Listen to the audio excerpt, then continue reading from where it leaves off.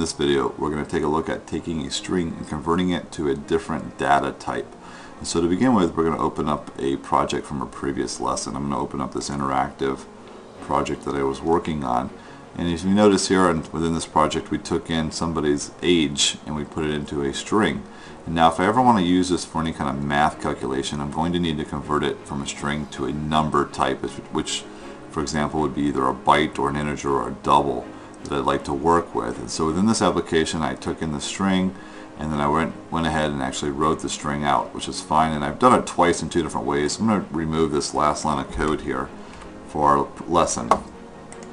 And so what I want to do is I want to take the age that they've typed in and actually convert it over to a different data type, and I'm going to use the byte.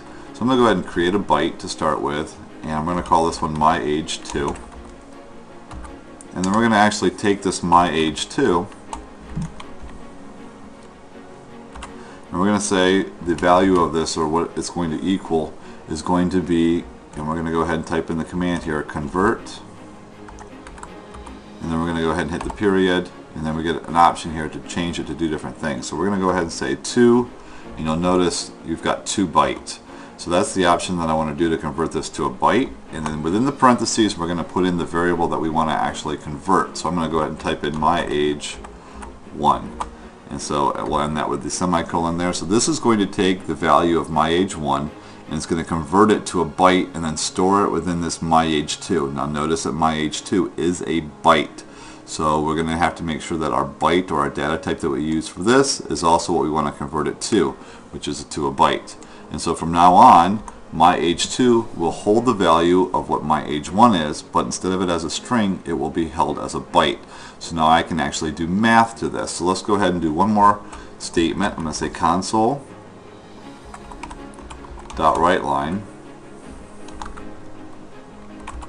And this time I'm going to go ahead and say, in 10 years you will be, and I'm going to go ahead and use a placeholder here, years old. And then we're going to go ahead and end that with a end that with the quote, parenthesis. And now so far in my lessons we've only used just the variable here, which is going to be myAge2 now, since this is going to be the byte.